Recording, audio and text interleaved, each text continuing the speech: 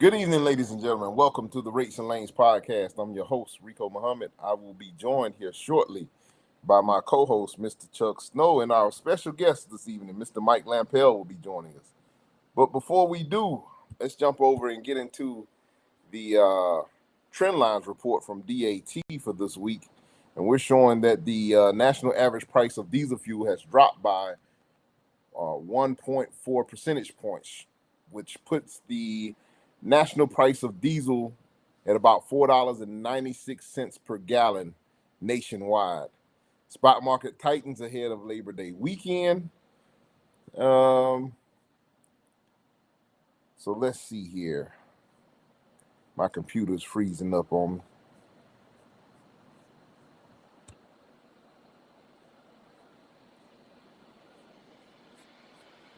Let's see here. Bear with me for just a second, ladies and gentlemen.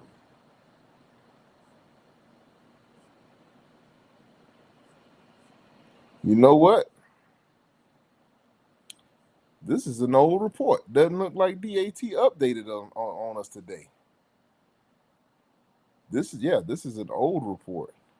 So okay, well we'll skip that. We want no need in wasting time on that. Let's go ahead and welcome our guest on, Mr. Chuck Snow and Mike Lampel. Good evening, gentlemen. How are you? They're tag teaming on me tonight.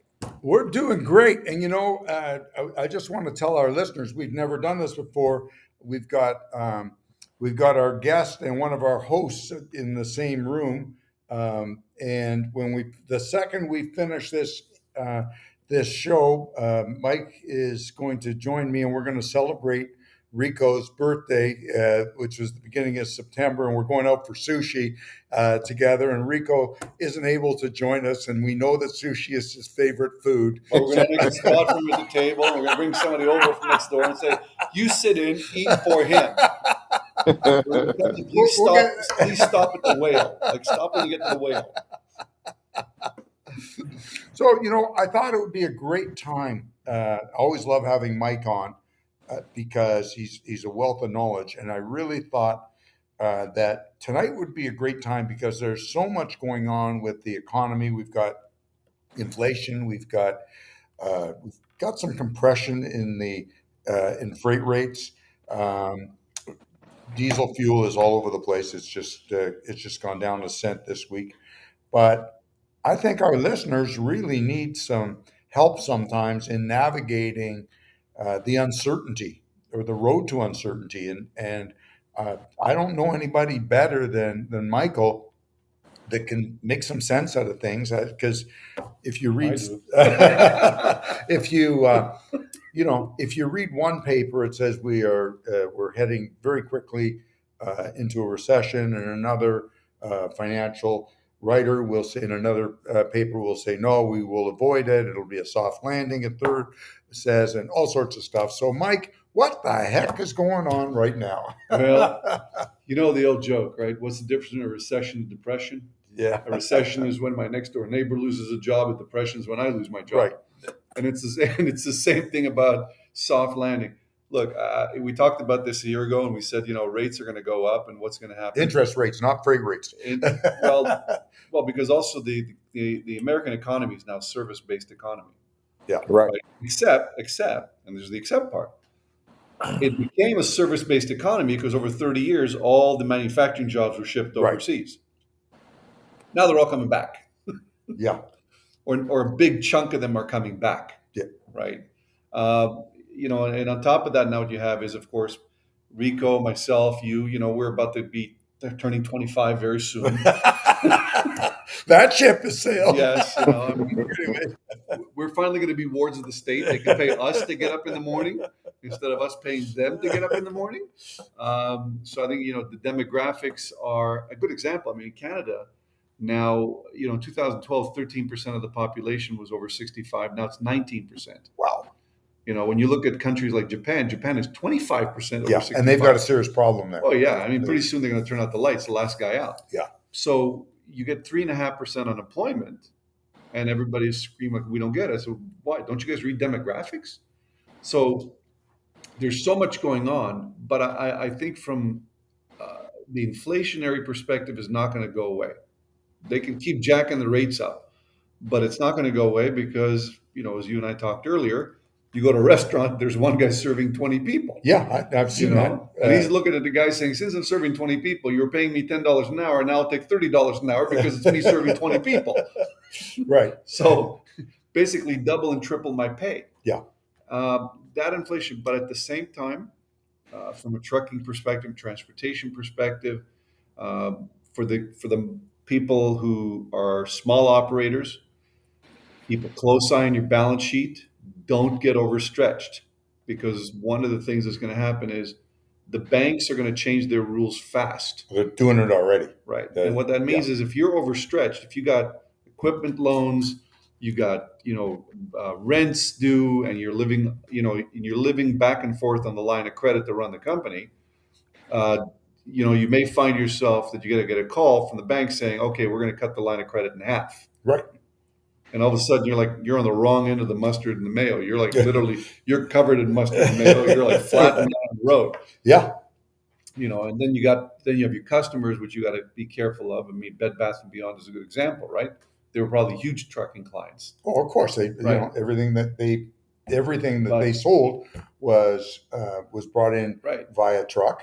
Right. Except that now what you're getting is Amazon is in a virtual monopoly situation, which is bizarre. But they're in of all things retail, they're in a virtual monopoly situation. Right. So, a lot of this is really going to be weird in the next, few years. Well, do you think bricks and mortar is coming back at all? No, not as long as the rents are that high. The rents are still very high. Right. And that's because the mall, if you talk about any of the A-class malls, their operating costs have not gone down. So, of course, the rents have to reflect their operating costs. Yeah, I mean, some of them are being repurposed into housing development. Yeah. They're sitting on land, which is desperately needed. But those aren't that's not your A-type, A-class mall. No. But then you have the office buildings too. Right. Yeah, right. That's the big one, I think, is the office buildings. And I can see them being repurposed. We have and I think they have it in the U.S. from what I see. There's a homeless problem all over North America. And yet we have thousands and thousands of office buildings all over that are sitting pretty much empty. Right. I got a question. Maybe we can look at this from a standpoint of modes of transportation. Starting out with, let's maybe start out with flatbed or step decks, things of that nature, things that are moved by those things, which you're going to have heavy construction, construction type materials, stuff like that, equipment, heavy machinery will be moved by those modes of operations. What do you, Mike, what do you think as far as the economy is concerned? What do you think the outlook might be for people that have those types of equipment types? I think it's actually going to be good. And a really good example of that is you take a look at the recent CHIPS bill that passed, which was a $52 billion bill to build more plants. Right. And what you're going to get now, as I said, the reshoring. And reshoring means you got to bring manufacturing back. Manufacturing means building again of plants and all of those. So for the flat deck guys, are going to be transporting steel and beams and all those things and road material and all that. That's going to be, the next 5 or 10 years is going to be a lot of reshoring. And then all the presses and things that go inside those plants. Yeah, absolutely. Yeah. All that machinery is going to come back. Right, machinery is going to come back. That's why flat decks didn't do well over 20 years, because everything was manufactured off seas. All you were carrying were container loads from the port over to the mall. True. You know what? A lot of truth to that. I'm with you when you're right, as they say. So now let's shift gears a little bit, and I think there's always a little bit of saturation when you're talking about dry vans, because you got reefers that always can turn the box off, and if it can be loaded on a reefer, you're going to have a little bleed over from the reefer division into dry vans. But when it comes to dry vans and just general freight as a whole, what are you thinking that we might be looking like as far as the next 6 months to a year? How do you think we're looking as far as that far out? Well, you know better than me. I think I do think we will see some, and we're starting to see it now, some compression in in rates in the reflective volumes. I think that we'll see less freight because because of inflation, people are spending less money. They have less to they have less money to spend. There's less disposable income. Um, because people, putting gas in your car, putting groceries, on your table is taking such a huge chunk away from going into a Dick's Sporting Goods store and buying a new fishing pole, or new basketball or whatever, not because you need it, because you want it. Okay, and I think a lot of those sales, I think, and that type of freight, I think we are seeing inventory kind of stall. It's not flying out of the warehouses and off the shelves the way it was. Right. So I did a disservice when we first came on. Wanted to let everybody know, like, share, subscribe, click the link if you'd like to join us. Right, the link that's in the chat right now, you can click on that. That'll bring you on board. You can join us via video. You can ask a question and get involved into the conversation as well. We always welcome your input and your interaction with us here on the show. We always welcome that. Don't be nervous. It's just like us having a regular FaceTime conversation, as you might think. So if you want to do that, please be my guest to join us. Tell a friend to tell a friend. Back to regularly scheduled programming. So now moving back over to refrigerated portion of as far as outlook, as far as refrigerated temperature controlled freight. People always got to eat. That's right. And we know that prices on the food has kind of gone up a little bit. We had a little bit of a scare last week when they were talking about the railroad maybe shutting down, going on strike, but they were able to avert that disaster. Cooler heads prevailed, as they say. Exactly. Or a fat checkbook. So what do we think? What are we thinking as far as food is concerned? Do we think that we're going to see just steady as you go, or do we anticipate maybe a cooling off on freight as well? I know with the beef and chicken prices are starting to slowly come down, but they're still a little bit high. Rico, the one thing, and Mike can attest to the economic side of it, but the one thing I think we're going to see with food is I think we are starting to see a geographical change of where food is going to be produced and grown.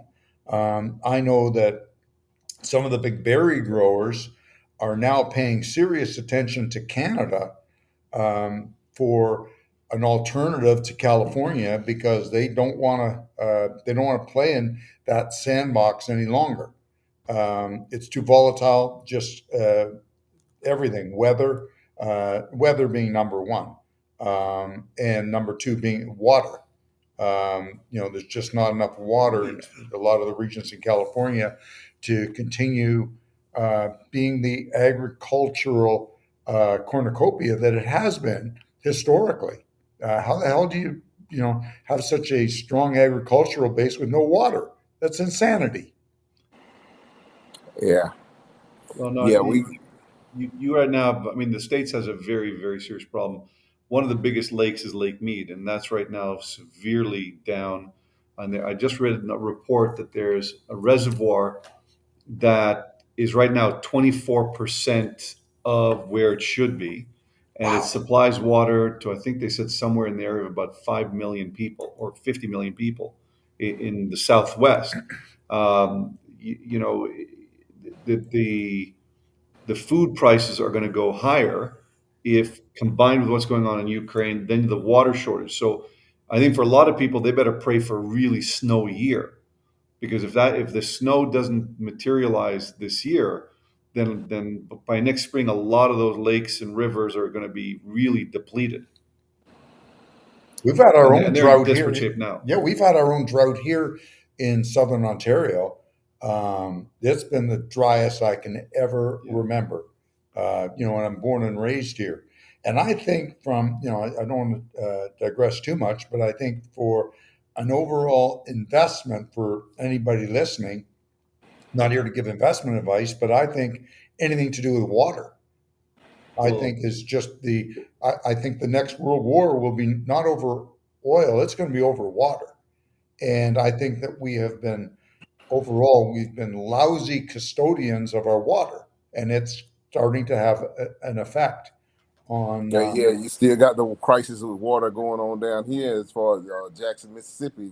You know, yes, I know. yes. It's either feast or famine. It's nothing. Nothing normal anywhere.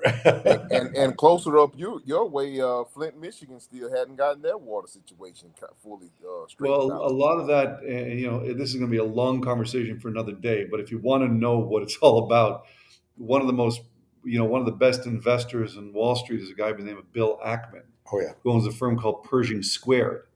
But how he got his fame was an interesting story, and part of that was he was all about the municipal debt market, which is like a $4 trillion market.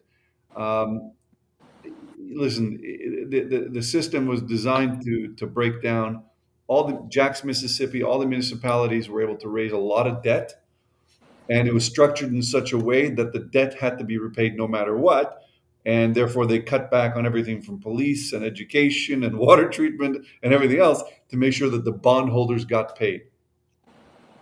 So Wow. his book of how he did all this, and then he gets into the weeds. I'm like, holy cow!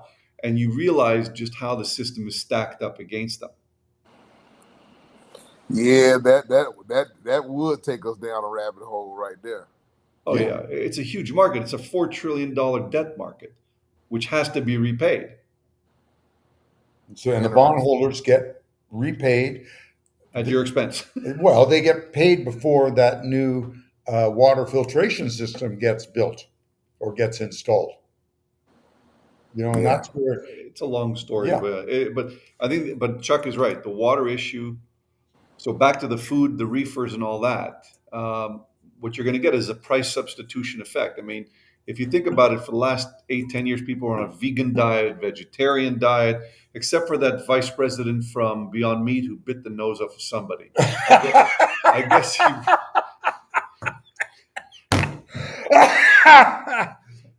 You're a burger, man. I heard about that earlier today. That he got into a fight coming back from a college football game, and yeah, bit the nose on his combatant there. I guess he can't claim to be. That definitely is Beyond Meat.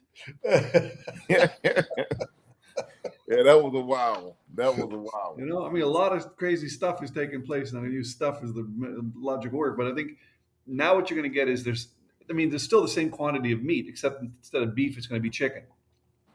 Yeah, Right. that's what happens when Right. things get tough. You're right. Right. But what's going to happen with the food? Then you have another. We have our own prime minister who, I don't know if you guys know this, but went to the funeral of the Queen and decided, wouldn't it be nice to do a sing along at the piano bar instead of during a funeral? That didn't go over well. He actually was filmed singing a sing along at the hotel on Saturday night. And we're like, oh yeah. Yeah, like no, it just didn't. Right. But so he decided, and if you think it's bad now, Rico, I got worse news for you. He decided unilaterally to tell the farmers in Canada to cut 50% of their phosphate use. And they said, you do understand that means we have to plow 50% less and seed 50. He goes, no, we have to save it. We're going like, but that's going to, so, Yeah. so So the biggest thing, one of the biggest expenses that we all have right now as in this industry is trucking. Is the cost of fuel, cost of diesel fuel. Yeah. What are we thinking about the price of diesel fuel here presently and in the future? And how big is the Ukraine situation still going to be kind of weighing all of this down? Because that seems to just be continuing to drag along and really doesn't seem like there's no end in sight on that front. No, I mean it's not even that's no it's not. I mean the real issue will become how much will the U.S. export to Europe this winter, because Russia's cut them off on natural gas. and a whole lot of other things at the same time. I don't think we're going to have the energy crisis that we had before. And again, ironically enough, part of what saved us from an even worse energy crisis is how many people are now working from home. Right? I They're mean, using a lot less fuel. yeah, the remote, well, they're using a lot less fuel. So there's actually less people traveling, even though it doesn't seem that way when you get on the highway. But there's, with the remote work, that saves a lot of energy. My God, thank God they're working remotely, because if they all decided to work at the office, there's not enough room on the darn highways. And that's So, here and down there as well. It's a mess. so do we anticipate there being any just kind of continue to steadily kind of come down a little bit more, or do You we will, but then that's anticipate? just the winter months. You'll have a spike again next summer. Or we have a spike again this winter because of Yeah. the heating oil. I think we can probably expect that. There's something going on, and I'm not an oil expert. Maybe Mike knows more about it than I do, but the type of oil that they make gasoline out of is different than, apparently it's a different process than making diesel fuel. And it's much easier and cheaper for them right now with the type of oil they're using. Well, there's three types. You got airline fuel as well, which is very similar to right? diesel, but that's also big demand, right? Right. Huge. So you got airline fuels. People. So you got the cruise ships back on. You got the airlines flying. You got the people back in cars, and then you had a massive disruption with Russia coming offline, especially Russia coming offline. Right. So all of a sudden, I mean, they produce 2% of the world's energy. Right. That's a huge amount. Then you have the Saudis saying, well, let's see, how many more golfers are you willing to give me, and I'll increase my oil production, right? Right. I mean, well, it's business. It's business, right? So, but I think what does it mean for the trucking industry?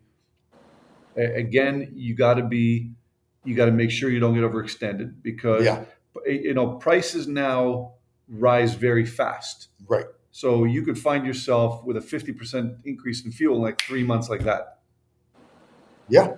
And along with everything else, and if freight rates aren't in lockstep with rising costs, then what? But here's my question to you: has the trucking industry adopted the Uber model of pricing?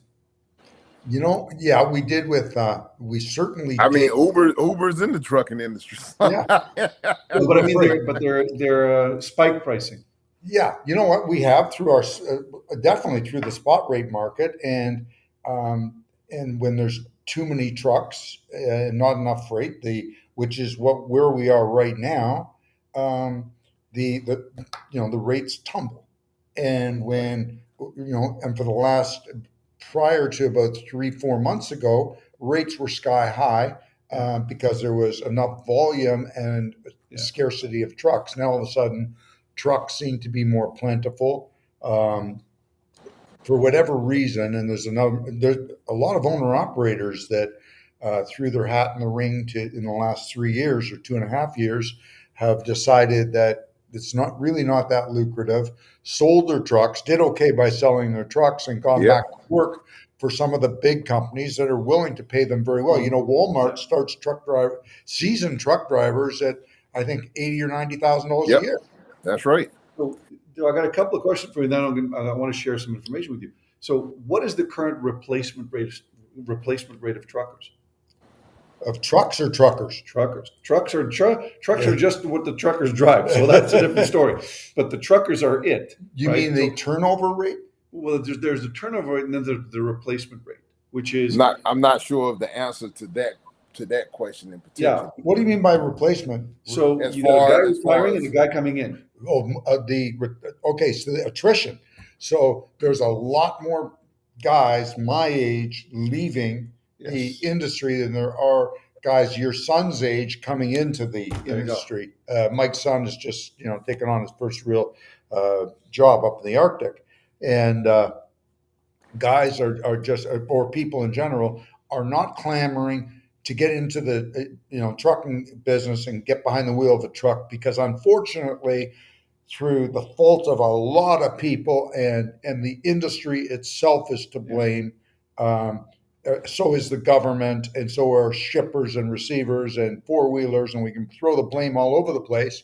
But we have certainly taken the romanticism out of trucking, and it's not the fun job that it was.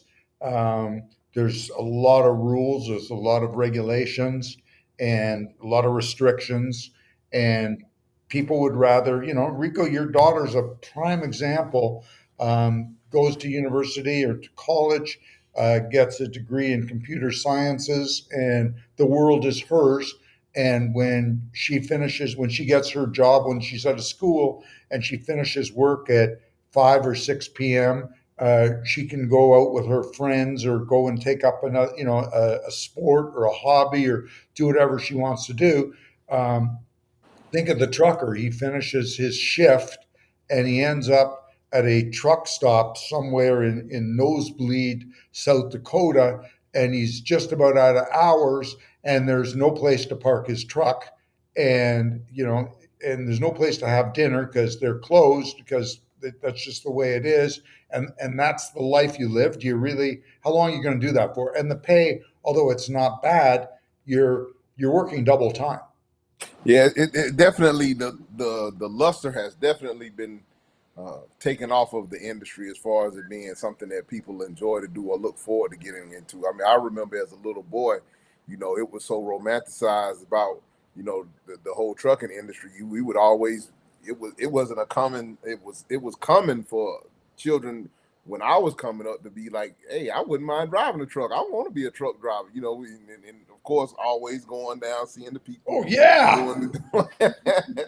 So that's the thing. That now with this with the newer people coming into the industry, and people just thinking about like I'm stuck with this truck 24 hours a day if I'm out on the road and I'm not being compensated, but for the time that I drive and Right. what happens if I get held up at a dock, I'm not getting paid for that, or I'm not getting paid properly for it, and so on and so forth. I mean, and that's a big issue with us being able to attract more and Well, more we've people into abused the industry.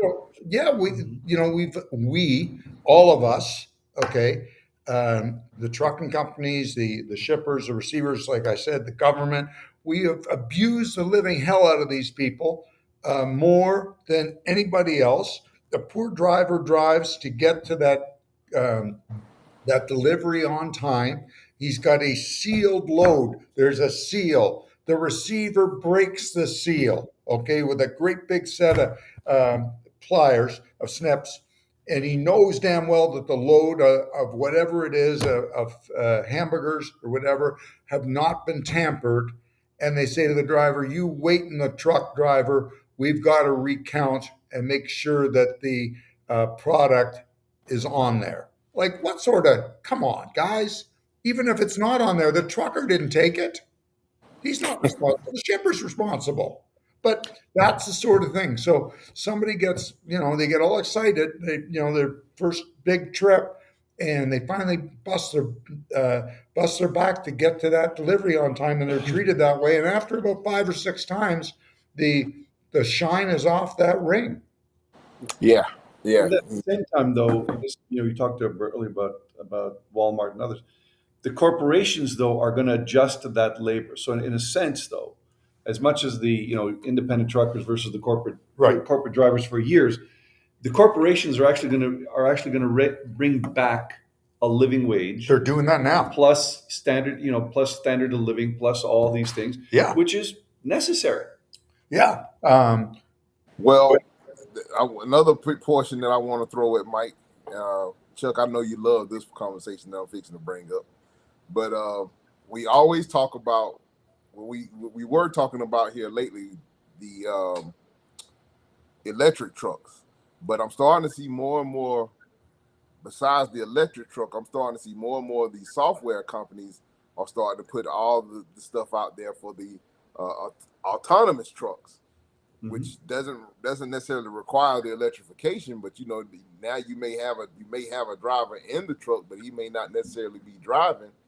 And I'm seeing a lot more people or a lot more companies and technology companies that are trying to roll out this autonomous trucking where they're retrofitting the trucks that are on the road right now with this equipment to be able to get that ball rolling and not necessarily having to pay a driver as much because the truck's autonomous. Well, I mean, the autonomous. I don't think it's ever going to take off. I think they're viewing this as a fad because Tesla promoted it as part of feature of their car, and then they said, and the trucking aside from the operation of the regular cars for them it's like we'll put it in, yeah, it'll work on the highway and the whole bit, okay, but I don't think it'll ever be a widespread use because the truth is, I don't know how an auto driving car is going to work at minus 30 degree in Indiana and there's blowing snow, right? I don't know how that's going to work. Now, on the trucking side, they needed to do that because of the shortage of drivers. Right. But again, that may not work, and because the other part was they didn't want to build rail lines. Because the truth is, rail lines would have solved their problem. They could have taken the goods everywhere, and they just had short haulers moving it from the rail lines to wherever it's got to get to. So it's a substitution effect. So they're banking that self-driving trucks will do the work. Well, but what Rico's saying is it's not self-driving, but it's having the technology in the truck. The truck basically drives itself, but you put a human being behind the then it wheel. won't work. But Because you still have the shortage of drivers. yeah, So you'll have 100. You'll have 100 self-driving trucks, but we're going to get the 100 drivers. yeah, yeah. Right? I mean, at the end of the day, if you got to put the driver in it, and that's your problem is the driver. You got to find one. Yeah. Then I don't know where you're going to find one. The truth is, you should have done it. They should have built more rail lines for years. 100%. They should have continued more rail lines. Yeah, And they didn't do it. And they could have done the same thing, by the way, by building Look, the Europeans the Chinese built high-speed rail all over China in record. Right. Yet we live in Canada. And like, no, we can't do it. Like, why not? Well, because we have all these environmentalists, and you know what? You may disturb a tree. We have one airline who says, no, we don't want to compete with it. And we have, and we have the environmentalists, and we have all these things, which now basically ground us to a halt. But I think in the United States, they didn't want to they didn't expand their rail lines at all. No. They pulled a lot of. They certainly pulled an awful lot of rail lines out and made them into hiking paths. And the rail would have solved their problem if they 100%. If they built rail lines everywhere. Because that's an autonomous truck, really, is a rail. Yeah. You know? Well, you can move 50 trucks at a time. At least. We had a service here in Canada that was so like CP should have won awards just for the brilliance behind this. What they had a service Toronto to Montreal, Montreal to Toronto, and I believe it ran twice a day. And you took your trailers to just here in Milton. We're actually at the traffic's head office right now. You took your trailers to Milton, to the CP yard. You dropped them, and they loaded them on flat cars, and they would be in Montreal, which is about 380 miles from here, within about 6 hours.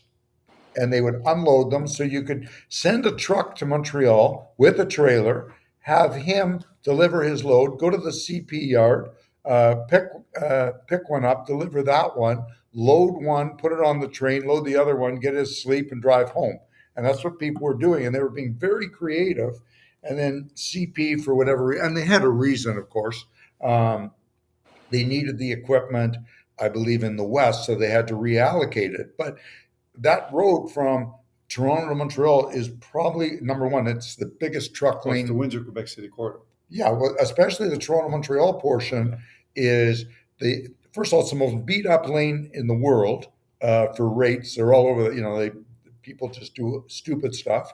And it's a really competitive rate, and there's a lot of freight volume between those two cities.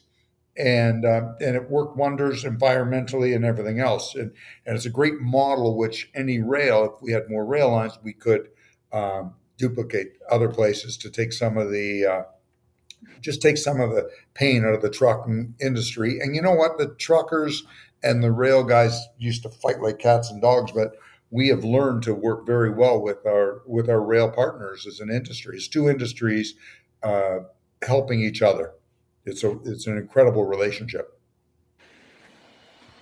Yeah, so it's going to be interesting times ahead indeed. So, some of the? We talked a little bit about the different modes. We talked a little bit about gas, fuel prices, and things of that nature. Um, and I think you touched on it a little bit when you started talking about. But I want to get into finance it a little bit. Um, we all know with the inflation, of course, things are tightening up. How much easier is it for business owners out here, or for people that may be wanting to come into the industry? How much easier, or how difficult will it be to obtain credit, financing, things of that nature, to redo equipment, all of that type of stuff, with the everything that's coming down the pike as far as what's going on in the financial markets? Well, I think it's going to get more challenging because already the banks are the banks are loading up with their loan loss provisions, which means they've been given, at the ground level, they've been told, okay, start collecting some of the money you've lent out, start trimming back, start analyzing the numbers more closely, and in the trucking industry, start analyzing their clients more closely, meaning how good are they at collecting their money, right? Are their clients late? So if you're a trucker, you got 10 trucks, 20 trucks, whatever. You got to analyze your data, and you got to make sure that you keep your receivables on as tight a leash as possible. Otherwise, if you're operating off your line of credit, don't be surprised if you suddenly get a call from the bank manager and he says, "Okay, we got to talk about that because we noticed that your deposits are getting longer and your draws are getting deeper." Right? Yeah. And of point. course, the interest rates are getting higher. So, and here's the part that you guys have to be aware of, which is, I was going to tell you about that earlier, which is if you're wondering why all this is going on, it's actually an economic principle. And that is that, when I was doing my degree in economics, you had two forms of competition. You had real competition and you had perfect competition, meaning there were two definitions of competition. Okay. Now, the difference between the two of them, until the birth of the internet, we functioned under what's called the real competition, meaning this is how competitive markets worked. And there was one rule in it, which is information flowed slowly. Now, since the birth of the internet, information flows Immediately. fast, which means when a guy basically farts in outer Mongolia, gas prices went up by 10 cents. Okay? Now, but that also means for all of the guys listening tonight, just understand that if you got a hefty line of credit at the bank or you're about to refinance, they're going to ask you to provide plans of why you want all this money. They're no longer just going to give you the money. They're going to ask you to explain it. Number two, they might actually take a deep dive into your clients because, after all, they can also find all the information on your clients. So if you come to them, you say, "Okay, I need an increase of $500,000 in my operating line of credit because my client just opened up 10 new stores. 10 new stores need to supply them." You go, "Hold on a second. I've been looking at their financials online. Right. They ain't doing too hot. How do you know you're going to get the money back?" Right. So now you actually, unfortunately, welcome to the new reality. You also have to become a financial analyst of your clients because when you try and get money to expand or to buy another company, or you need more equipment because your clients are telling you, "Hey, we're going to be doing this," you don't know what they're doing.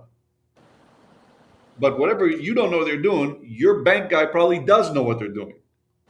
And he might say, "No, I'm not doing it." Yep. And then they'll go find another sucker to go pony up the $500,000 because they're trying one thing or another. So unfortunately for the truckers, you guys are in a sense, you're floating the operating capital of your clients, Of course. Yeah. right? You're floating it. Why? Because transportation costs are typically about 3 to 7% of a company's annual revenue. And it's direct to the bottom line, meaning it goes automatically to the bottom line.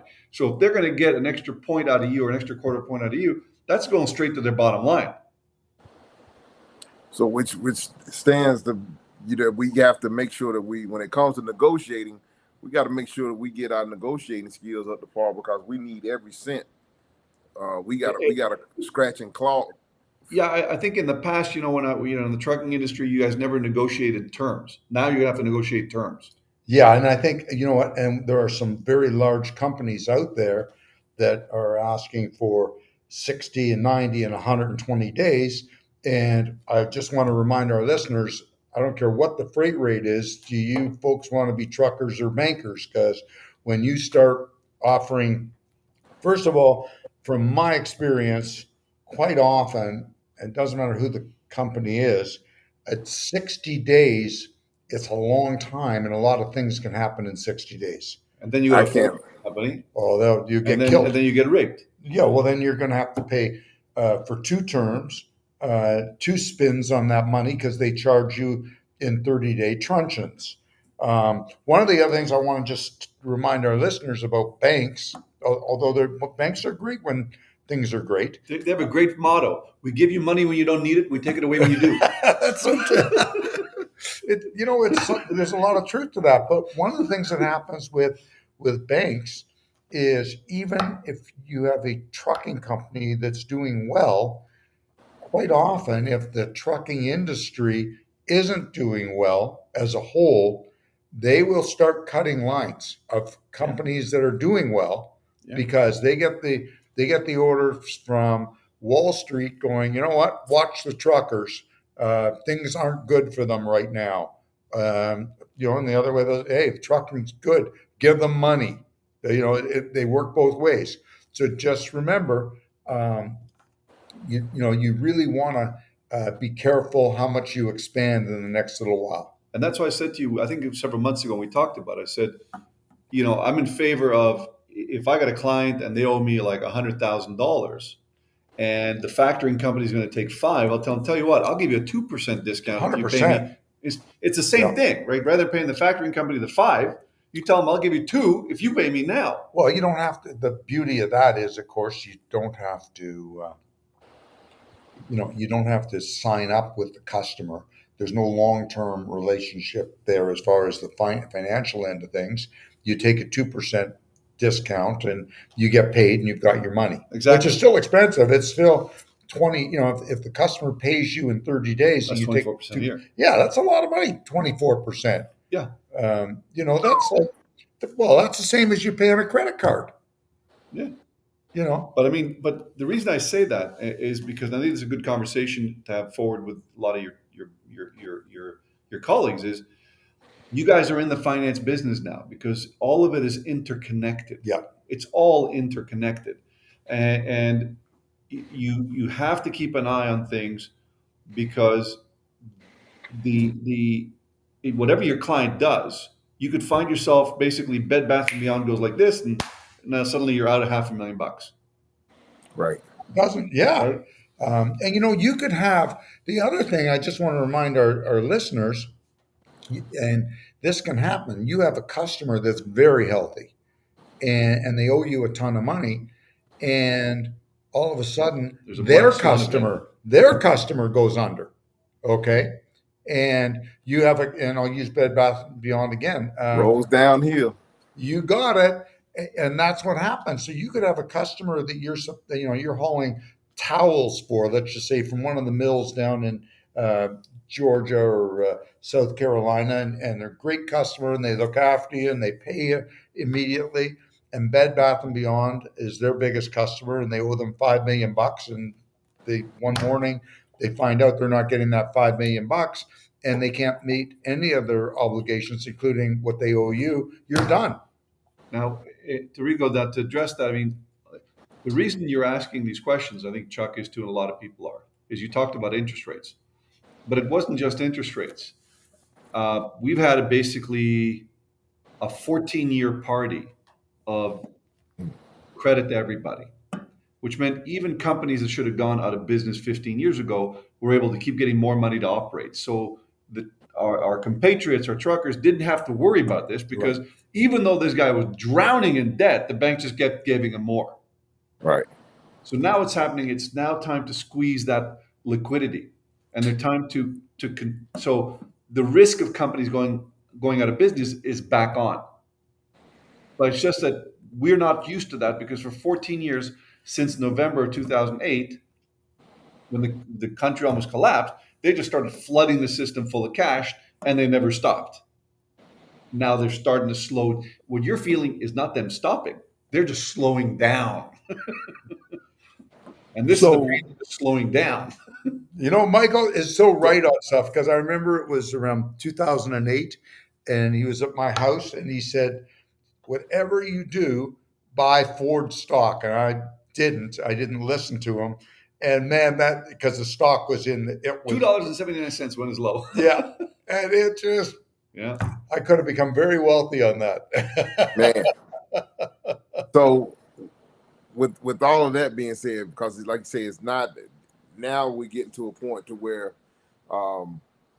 we still have inflated prices on a lot of things, and the availability of cash or credit is kind of dwindling out there. So is this going to be an effect to help hopefully bring some of the prices down? I know we're starting to see equipment prices starting to come back down to earth a little bit, but they're still like really astronomically high, in my opinion, for what you're getting. What do you see on that front as far as the prices? Well, actually, things are not inflated. There's no inflation, or there's inflation, but it's not really inflation. What's happening is that for 30 years, America lived off of credit. And rather than give people pay raises for 30 years, they just kept on giving them more credit. So people basically said, oh, I'm feeling rich. I got 6 credit cards in my wallet. I got about $10,000 limit on each one. So they didn't go to their boss and say, they can have more pay. I'm okay. I got 6 credit cards in my wallet. So now what's happening is that what you're seeing really is that the prices of, and remember, we outsourced a lot of the stuff because we wanted it cheaper. Again, that was a way of subsidizing. Right. And that's why they said for many years, the Americans have not had a real wage increase for 20 years because basically they still were able to live because they had the credit cards, the line of credits, the whole thing, right? They're still able to get it. Now what you're getting is prices are coming back to where they were supposed to be had people been getting raises all the way along. Right? So, and it's going to continue that way. Now, I don't see, and the biggest component of inflation is wage increases. Yeah. And wages are up. Way up. Wages are up. So I think it's going to stay inflated that way. But I think, if you're a businessman, you're a businesswoman, and you're a small business, you're a small operator, you now are going to have to, I would recommend taking a course in financial analysis. I would recommend getting a really good QuickBooks Pro and making sure you're on top of your inputs and you're on top of recording your payables and receivables. I would make sure that you sit down once a month with whoever's running your company saying, let's review all this now. Who owes us what? That's how far behind are they? Yeah, who owes, and there's signs. You know what? All of a sudden, if there's checks, like payments missing, random payments missing. And there's one other thing. What's that? And Chuck is an expert at this. When you analyze the data and you find out you have a beautiful client who is turning really sour, don't keep feeding them. Yeah. You know what? You just sometimes they turn. So just be careful. You just don't have keep to giving watch them credit. Definitely not. You have to sometimes be tough and be fair. You know what? There was a company up here that and I will not mention names, but their American parent was horribly run. They were very well run. They were always profitable. The American parent went under and almost took them under, and everybody else started holding loads ransom. And I did the opposite. I called them and I said, how can I help you guys? And they said, what'd you say? And I said, Yeah. help you guys. And the director of logistics said, I can't believe you said that. You're the only one. He said, I'll tell you what, you're going to get a phone call within about 15 minutes from our CFO. CFO called me and he said, I heard what you said. I can't believe you would do that. I said, well, I've been working with you guys for well over 30 years. I wasn't about to leave you stranded. He said, well, tell you what, number one, we're going to make you whole. We'll make sure we've got permission from the trustee. We've already got it to pay you everything. And you have all our business, and we'll pay you within 7 days on everything. And you know what? True to their word. So sometimes you have to take a chance, but you have to know your customer. And I knew these guys were profitable. They Recognizing the opportunity to be able to take advantage. Exactly. And the other guys are all busy holding loads ransom and all sorts of nonsense. And I was eating their lunch basically. But but it's so important, Rico, that like you and I always talk about, know your customer. Yeah. But the best way to know your customers, you got to know your numbers. Yeah. You got to know your numbers. If you don't know your Definitely. numbers, then my advice is go work for a company. Don't do it. Yeah, because this is a very Yeah, numer-centric business. We're all accountants. yeah. I mean, if you don't do it right, you're going to lose your trucks and your house too. So I'm looking at the time. We're getting close to that time. And I haven't offended anybody yet. We don't know yet. I'm trying really hard. And wrapping, and kind of wrapping up, Mike, I was going to ask you, maybe what are some things that going out that we should be, some things that we might need to make sure that we keep right up front, and some things that it's okay to kind of let go to the peripheral. What are some things that we definitely need to be top of mind on? I think now more than ever, I'll just say it again. You got to keep an eye on your balance sheet. You got to make sure you don't get overextended, because they're going to keep raising rates, because these guys their heads are stuck in the 1980s or 70s. They're thinking somehow that they're going to stop this. Well, they're not going to stop it, because demographics is not on their side. It's just that simple. Demographics are not on their side. Now, but like anything the Fed does, you never met a bunch of people who could miss a mark better than these guys. Right? So we have 9% inflation because they only told them for 5 years, don't do this, but they kept doing it. Same thing the other side, which is they're going to keep pushing it until they get it to a point, and then they're going to reverse course real fast. The question is, how much damage are they going to cause in the meantime? Don't know. Keep an eye on your clients, and I think as Chuck pointed out carefully too, which is look at your roster of clients, become friends with the ones you've been working with for a long time, but keep a close eye on them.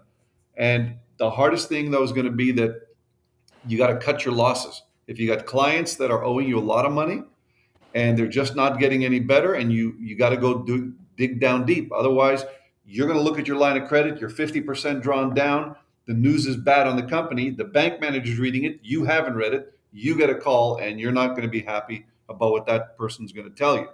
So, but I think inflation is going to stay. I don't see it's not going back to 2-3%. And that partly is because they're going to be bringing everything back. Right. It's going to be reshoring. So we're going to be, and I guess the job situation, there's still going to be a shortage of labor. All over the place. It's just going to get worse, because when we bring, we're retiring. There's a lot, I know there's some large. But I still want to be fed, or I'll bite your nose off. Is that before or after we have sushi? Talk about giving him a tip.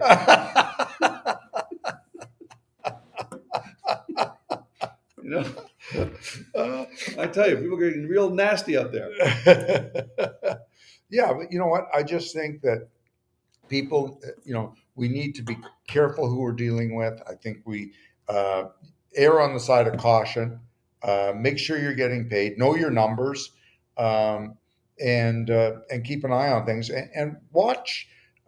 It's great to expand, and if you can expand, God bless you. Go ahead and do it Smartly. Yeah, don't have unmanaged growth. And in trucking, I see this all the time, where somebody has a couple of trucks, and all of a sudden they've got a dozen trucks. Before you know it, they've got 100 trucks, and they don't have the management expertise or the infrastructure in place, to run that 100 trucks, and they will fail every time. I've seen it dozens of times. So just be careful, watch unmanaged growth, and watch your money. What would trigger? Just curious if you might be able to help understand this portion of it. But what would trigger the bank to call if you had a line of credit? What are some things that might trigger them to give you that phone call to be like, okay? So here's the part where technology starts to feed in. The banks are still deploying AI analysis. They're using very deep level analysis. They're going to start detecting movements in your lines of credits. And over time, what's going to happen for those guys staying in the industry, understand it. The banks and the financial houses are going to interconnect more of the data. They're going to know live. They're going to know you. They're going to know live your customers. They're going to interconnect that data. That means they're going to know if there's any fluctuation whatsoever in the speed of payment down, in the drawing. They're going to know this even faster. So that's what's going to. That's why I believe what's going to happen. They're going to open up the spigots fast, and they're going to close spigots faster because, as I said earlier, information now flows much faster. So I'm asking that question because you may have some people out there on a small level that maybe have like a HELOC or something like that on literally betting the ranch on the business. And when with a situation like that, I'm trying to think about what would making sure that they got their backside covered as far as them calling that HELOC due or something like that. Well, I would recommend reading. A lot of people just sign paperwork and never read the paperwork they signed. Yeah, that's we're famous for that in this industry. That's one of the areas people get into trouble. But getting back to lines of credit and banks, one of the things that bankers love is when you have a line of credit, and it doesn't matter whether it's 10,000 or 100,000 or 10 million. If you run it up to close to max and then take it right down, and there's always that up and down, bankers love that. What they hate is they hate when it stays up and you have a $50,000 line of credit and you're always at 47, 48, 47, 48. They hate that. And they hate when you have a $50,000 line of credit and you don't use a dime of it, or you use very little of it because they'll snatch that real quick. Well, because the banks, you have to remember how lines of credit works. Are that the bank borrows that money from people like you and I, and from all of us, and they earmark that money for Mike's company, and that's for Mike to use. But if Mike doesn't use it, they're still going to charge Mike something because he didn't use the line of credit at all. But they love to see that up and down because that's healthy business. Right. Well, I'm looking at the time. We have arrived at our destination. Mike, I want to give you an opportunity. Thank you for coming on, taking time out. You and Chuck gonna celebrate up that way, but before y'all get the party started, so to speak, let the people know how they can find you or where they can interact with you. I don't want them to find me. I don't stand by anything I say. Forget it.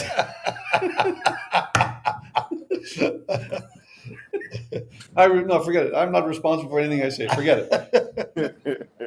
It's the non-alcoholic beverages made me do it.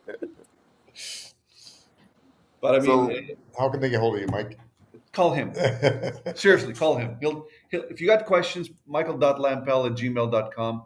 Happy to answer them. And you know what? I think for those guys who are getting in this business, if you do it right, you're going to have a very good career. Yeah, I agree. If you do it right. That's the key. Couldn't agree more. If anybody wants to get hold of me, best way to get hold of me is just Chuck at Traffix, Traffix. There you see the. If you want to get set up at one of the Traffix offices, I'll personally introduce you. I'll hold your hand so that the director there knows who you are. I do anything for our listeners. And if you have any questions on your business and need some help, send me an email, chuck@traffix.com. Include a phone number so I can call you. A lot of times it's just easier for me to call you and answer your question. And with that, Rico, I'm going to let you back it in whole for another week and start celebrating your birthday. We're going to start drinking some more. Rolls on you, my friend. Well, ladies and gentlemen, we want to always thank you guys for taking time out of your schedule to join us, hang out with us, whether you joined us live or you're listening to or watching us on a rebroadcast. We're always eternally grateful for you doing so. You could have been anywhere else in the world, but you took a little time to hang out with us. and we always appreciate you doing so. Remember, we're on YouTube now. We're on Facebook. Like, share, and subscribe. Tell a friend to tell a friend about the podcast. We appreciate all the interactions that we do get. Give us some feedback. If you guys got some things or some topics that you would like to see us cover, try to get some expert guests to come on to the show. Let us know what it is that you would like to hear about, what you have interest in when it comes to the transportation industry, and we'll see if we can reach out through some of our connections to see if we can bring someone on that can talk to those things in a real in-depth manner. So with that being said, ladies and gentlemen, stay safe out there, stay healthy, keep it in between the mustard and the mayonnaise. God bless you and good night. We'll talk at the same time, same place next week. Catch on the flip-flop. God bless.